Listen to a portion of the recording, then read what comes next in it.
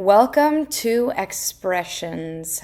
I'm your host, Zoe Olivia, guide to the growth minded truth seeker, leader of full life transformations, and a voice for peace, wellness, abundance, and soul based, truth based self love.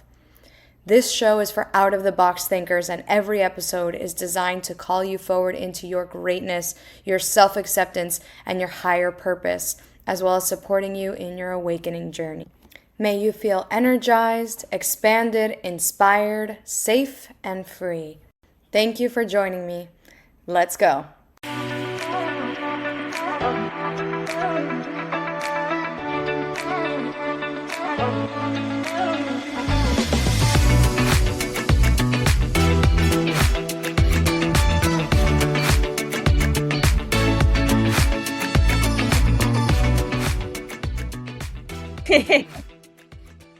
Leetah is here. The gorgeous, amazing Leetah is here. So I know you and I were just having a really amazing, powerful session. And when we think of something like this, like coming on a podcast, I know I sent an email and I was like, it came through me also, like everything that comes through intuitively. I'm like, let me just put this out there. Like, here's what I think about being seen. Yeah. Here's my journey with being seen. I used to hate being seen, and now I see that it's literally the invitation to a greater life. So I sent the email out being like, who's ready to be seen? I'll do a sesh. Like, let's do it. I answered the call. So I am celebrating you for that. And I would love to start us in the time that we have together is going into what made you be like, this is something that I want to play with. This is something that I want to do. Um, because we've been talking about authenticity so much recently. And as a stand-up comedian, I have been struggling since I dealt with public legal issues and a relapse. I've been struggling to be seen. Like I'll go do a comedy show and I'll perform, but I'll only talk about the issues that I'm personally struggling with to an extent that I feel like everyone can handle. When it would actually probably be way funnier if I said it in my true, authentic Leetah voice, right? And it's like I'm afraid to be seen, even though I've already been seen in the worst light possible, which is, negative press, the way I acted when I was in active addiction. You know what I mean? People saw the worst version of me. They've already seen that. What do I have to lose? Like, in fact, I have so much to gain. So it it just like aligned with what when you asked about that being seen, it aligned with what I'm really challenging and hoping to do myself with comedy. Ow! Celebrating you. I know I celebrate you a lot in general. Our work together. And I'm curious, do you like, I love also in what I know of you and what you've shared with me and the trust that you've had. I'm celebrating the fact that you brought that up, right? That you went there, right? I'm like, yeah, Yeah, yeah. right there. And so as you did, I was called to ask you, do you feel like there's spaces in your past that you still have to own and accept and make peace with certain events and certain decisions? Yeah, in my past, but in my present, luckily, I've built my mantra when I was getting clean was create a life you don't want to escape. And so if I and I was very recently making the mistake of putting myself in places, certain like comedy shows or maybe certain friend groups or something where I just felt like I couldn't be be extremely open and honest and just talk about my past objectively. Like I've been trying, you taught me that, right? That stop attaching emotions, specifically shame and guilt, to some of the past choices that we've made. And they already happened. So to just start addressing them objectively as like, this is what happened, like an unbiased news source, like, this is just what happened. And so it's awesome that you asked that question because I was just thinking that the other day. I was like, there's really nowhere in my life where now I don't feel like I can't be honest about things that have happened in my past. Like every situation I put myself in, for the most part, I don't think people are coming up to me when I go play pickleball to be like, "What's your deepest, darkest secret?" But like, if they were, I don't. I'm getting to a point where it already happened. I've like forgiven myself for the choices I made, and now I can just tell people what happened, and it's not as scary anymore. And you definitely helped me through that, just to be like, "This is what happened." Yeah. I love it. And we talk so much about in our work together our stories and our versions and the different aspects of us that come up. And who would you say, like when you think about your past and when you think about like, you know, if I share this thing that happened, the spaces where we contract instead of being honest, who is that version and what is her fear about what someone else would say or reflect back?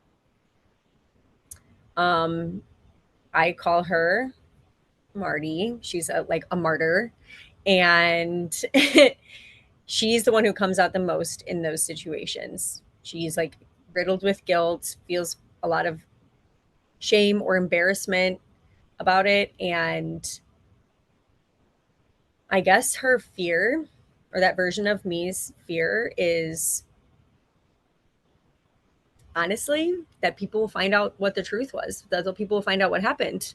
I for so long wanted to cover it up and just be like, yeah, I was a little oopsie, like, no, I burned my life to the fucking ground. And that's okay though, because now I get to, everything's okay now. And maybe it took me being okay and stable in it, creating a life, that life I didn't want to escape, for me to like come to terms with and accept and just be okay with what happened. So that was a lot of work in general, but I guess that's her fear, is that they'll like know what actually happened. That maybe used to be her fear though, but it's Yeah. probably not anymore, because I'm just like, that's what happened.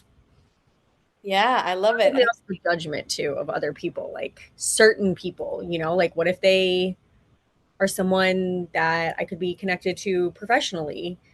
Uh-oh, like then should they know what happened? But I guess that's also the good thing about the profession that I'm choosing as a comedian, is like they're going to hear about it anyway on stage, so whatever. I love it. I love it. And I love that you gave her a name, you gave her a voice, you spoke out, you put distance, right? So instead of completely identifying with her, you're like, this is who that version of me is. This is what Hmm. she thinks. And she has the fear of other people, like being found out, which is so common, right? Being Yeah. found out for the truth. I remember when this happened for me, I think I've told you the story. Maybe recently, because I think when I told you, you were like, wow, I didn't know that happened. But a huge Yeah. the story that I share was when I was 24, I was like institutionalized in a mental hospital. And Hmm. after I got out and I came back home to Miami to move in with my family, I was like, if anybody finds out about this, social suicide, like it was like that kind of version. And what liberated me was before I even had the podcast. I remember I had moved into a new apartment. It was years later. It was like 2 in the morning, and I got a mic. I think I had ordered the mic because I was going to start the podcast, and I was like fiddling around. And I just started talking in the darkness to myself, being like, this is exactly what happened, and just saying it and owning it. And then now having a lot of my clients who have had experiences like that or know someone who have Hmm. experiences like that, it's like, oh, thank you. Like Yeah. allowing that to be the liberation. And so the question I would have for a version like Marty is like, what is she so scared that they would find out? Because I know for me, in the example that I just shared, my belief was that I was crazy, like crazy, not Hmm. a little bit, that I was a nut job. And it has shown up in different spaces. So I was like, if somebody finds out, it will just validate this belief that I already have of Yeah. Right. perceived insanity. So to come home to my sanity allowed a new depth of me owning the story because I'm like, if someone's like, you're crazy, I'm like, what does that word mean to you? Because, and Right. that's actually a huge part of my brand where I use the word magic because the version of me who had just come back from the hospital, Hmm. she would have, if you said magic, she would be like, no, I'm totally sane. I would never, that just makes me schizo, like she would have Yeah. that way of going about it. So if we sink into Marty for a second, like what is Marty's belief of what would people find out if they knew the truth of you? What would that mean about you? it sounds like so plain and simple and like country bumpkin almost, but like that they would think I was bad, like that they would think I was bad or that they wouldn't trust me. Because the other thing that sucks, and I guess this goes along with the whole let them theory of let people believe whatever they want to believe, is that I made some choices that didn't align with what my true self was because I was super high and not well, very sick, but I was also blamed for doing other things that I didn't do. And I'm like, I want people to know the truth. Oh no, did it freeze or can you still see me? I can hear you. It's fascinating because I could hear you the whole time and then the visual kind of like blurred, but you can hear me Oh and is no. my visual frozen now? Yeah. Oh, Shoot. can you hear me though? I can hear you. I know I actually see the visual of myself like catching up. Are we back? Are we back? Hello, Mom. Oh Chatting with man. Lloyd. But you can still can you hear me in real time? Because Yeah. that's Yeah. okay, Okay, perfect. so You were we'll just keep talking going. about the story. Yeah, You were saying, that yeah, it was that it was in the news and I was, the media put something out that wasn't true. Part of it was true, part of it wasn't, but I was like, what if people believe the bad part? What if they only believe part of it? What if they don't know the true story? What if they think I'm just like a maniac or someone who's selfish when the truth is just that it happened. I made that choice when I was using drugs and it went through a normal like court of order in the judicial system and I made peace with myself. I made peace with anyone that I had hurt. I guess the belief is that they would think I was bad or that they wouldn't trust me. yeah, beautiful job. Beautiful job. The one invitation before we go a little bit deeper, the one invitation which you know from all the time we spent together is Yeah. like when we express, allow it to come through like the version that's like, oh, maybe it sounds a little country bumpkin. Like it sounds perfect in its expression You're as right. Yeah. Yeah. like it sounds and then when we catch it, the power of me like pattern interrupting and flagging that was Hmm. if I don't, it's actually really showing where there may still have judgments on the belief, right? Because if I have judgments, you can still hear me, right? Because you're totally Yeah. frozen. Yeah. Okay. I know you are I'm too. glad So I'm glad our audio is working though. So yeah. if I have a judgment about some part of myself and I still catch, and it's actually fascinatingly, it's happening to me now in new levels of like magic that I'm tapping into. I'm like, isn't it insane? And I'm like, whoa, who was that? Yeah. Right. So allowing it to allowing ourselves to really come home to the belief is neutral. And it's like we're in this game together that we're playing and you've trusted me in this capacity of what we're doing is very neutrally exploring certain beliefs that have come up, beliefs that have been in our life for a while.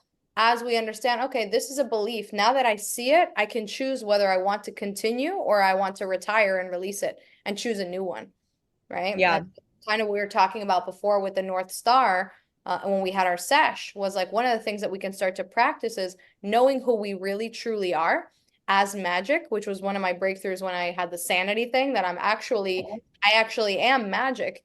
You actually are inherently magic. So any story that tells you, and I had the bad story as well, right? Because I was like, I just want to be Yeah. the good girl, but I was also like low key a rebel all the time. It's like, where's the Yeah. line? Yeah. It's like we can understand that once we come home to the truth of us, which is that we're inherently like fine and we're inherently fine and we can make peace with maybe our decisions were a little bit like misaligned at times, but our worth is untouched. Our divinity Yeah. is by all of that. The stories like bad won't carry as much weight. And you'll actually feel if someone is like, oh, Leetah, like you're a bad person, it won't carry the same charge to you because you Yeah. have made peace with it. What about the thought that like people won't trust me? Like now that I do trustworthy things and I trust myself and I know that I'm trustworthy and I would never take advantage of someone's trust ever again. How do I, is that just the kind of affirmation that I rewrite that old belief with? Perfect. I love that you brought this up. Ah, we are on fire because I love that you brought that back. Okay. So Okay. tell me about what it means for someone else to trust you. To be reliable, that they know they can count on me, and that they know I won't um, hurt them or take advantage of them, even if I had the opportunity to do so. Okay. So do you truly believe that you are reliable, that you can, all those things that you just listed, do you truly believe that you are those things? Yes. So when that's the case, or with that being the case, if someone says, I don't trust you, you'll be like, oh, that's their own shit. You know? Yeah. Yeah. Yeah. You're right. Because I don't even think that would hurt me anymore. I really don't, because I'd be like, And if it does, what's amazing and beautiful of this is just neutral information because if it does hurt you, all you have to do is go inside and be like, where am I still not trusting myself? Where am I still yeah. like, that kind of work? And that's why I've mentioned, maybe it was to you, to someone else, why when we're at this level of mastery that we're getting to, and it Hmm. sounds like people want to flip the table when they hear me say this, like you'll start to treat the people that bring up things in you with gratitude because you understand they're literally just reflecting like a flashing sign of like where you have yet to make peace with yourself. And so you're like, Yeah. oh, they're actually the deliverer of the message. And until we Yeah. fully embody that, like as a species, we're gonna be like, you did this to me, because we're like learning that they're reflecting certain things back to us. Right. So amazing, That amazing. they're just a mirror. As we close out, because I know this is just a little mini sesh, what Yeah. questions do you have or what comes through as something that you would want some clarity on? Do you think that if there is a space that I go into in my life where I don't feel like I can be completely honest, kind of like how we were talking about, like completely honest about my own past and my own story, or that I can be completely authentic, that it's something I need to work on within myself? Or do you think that's a space that is just um, maybe not a good fit that aligns with me? Absolutely. Option number A. Survey says option number A because number A, letter A, option letter A. Because when we're honest with ourselves, right? Hmm. Those things don't carry the same weight. So in general, like if I catch myself contracting or shrinking, especially in relation to a room, a situation, a person, I'm like, where do I feel like it's safer to be a show, a performance rather than my authenticity? And then I step back, I play observer. I'm like, okay, it's here. It's because there's a belief that I won't be safe if I take like tell the truth of me, right? And so you can get clear on what that belief is, and then from there you're like, okay, I'm always safe. Now Yeah. I have to live in that because So it's not the space, it's like within. correct. Correct. And this is what it's like to walk the walk and to really be embodied in it when you can be you in all rooms, and why I'm celebrating you from the fucking mountaintops from doing something like this, being seen on a podcast talking about versions and all these amazing work that you're doing Mhm. within yourself. When you can do this in more spaces and be seen in this, mastery, and you're also showing your whole system it's safe to be exactly who the fuck I am everywhere. And people, Yeah. which I didn't realize until I started to do this work, people smell that more than anything you ever say because it's a frequency, it's an embodiment. Yeah. It's like it's the same way that I made decisions to work with my mentors. I don't know if this was how it was with you and me, but just like decisions I made to actually invest with people is because I could feel something on them that I was like, I don't even really necessarily understand what they're saying and like and what they're like teaching, but I know that there's something in here that has wisdom for me. And it's Yeah. the way that they've met themselves. And that took me a second to understand because even like and I've worked with a bunch of different mentors for a prolonged period of time. My favorite thing to tell my mentors is like when I tell them thank you, I'm like, thank you for everything that you fucking met within yourself to be able to Yeah. hold it for me. Holy shit. Like the Because you can reverence, feel the deep that. the deeper I go into meeting myself, I'm like, the more I respect my mentors because they've been there and they've held themselves and they've met themselves. And I'm like, whoa, that Yeah, that's what you feel. And that's whether you see it or not, that's already what you're doing. That's already who you are just by walking in that and being you in as many rooms as you possibly can. It is the medicine for more people than you may realize, honestly. those are my favorite people too. The people who are unapologetically themselves. You can feel that more than any other type of energy, like frequency. That authenticity. It's stronger than fear. It's stronger than anger. Like when someone is truly unapologetically themselves, it's so beautiful, and you feel safe around those people. Unless I feel safe around them unless I'm not doing so great personally. And then I feel like almost intimidated sometimes, but I'm like almost always curious about them. Just like, whoa, like that's just them.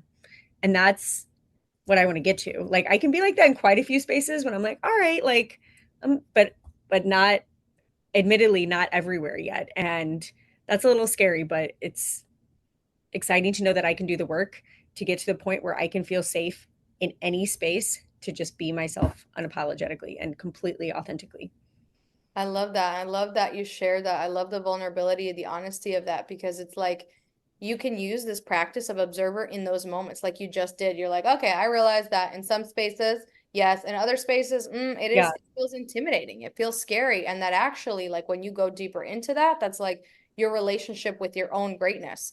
Because some of the Yeah. reasons, did I tell you that? I'm like, did I tell you this story? Because one of the women that I signed up to work with, she had been, I have to tell her this if I haven't told her already. She had been coming up in my dreams. I had like um interviewed to work with her before, like to hire her before. Like I had like we had done a call and I was like, and I pushed it away. And then I was like, why does she keep showing up in my like dreams and in my meditations and stuff? What is going on here? And I was like, it's because I fucking admire her so much. And it was so confronting and so jarring for me that I was like, I have to hire this person because I have to show myself like this is safe because this is also me. Like this is my sister Yeah. of life. Like this is my sister and she's been incredible. So it's like we get to, and I know this came up for me also in dance, like being in rooms. And I also mentioned this on Instagram a couple of days ago. When we're in rooms with people in dance, when I just started dancing, let's call it 6 months ago, a year tops that I was like, okay, maybe I'll take a class. Going into spaces of people who are pro dancers brings up all your shit like it just does, Yeah. you know? Yeah. And so the way that I've actually brought this work into the dance, like telling myself like I'm meant to be in this room because I'm in it, has kept Yeah. me in the room at times when I want to leave. So knowing that, we're building you an extraordinary, opulent, abundant life in every way, and that means you're going to be in rooms with, I mean, you already are, and more power players and more power players. And it's this voice that you get to cultivate in your head of like, I'm meant to be in this room because I'm here. I'm one of Yeah. these people. These are all my mirrors of my own greatness. And if I feel like I'm shrinking, I can understand maybe I feel scared of my own greatness, and I'm here anyway, and I'm here to stay. I love that. That's so exciting. Turned into a like motivational, I feel like freaking It really did though. That's like beautiful. Like I didn't think about that. Like I was like, it must be the space.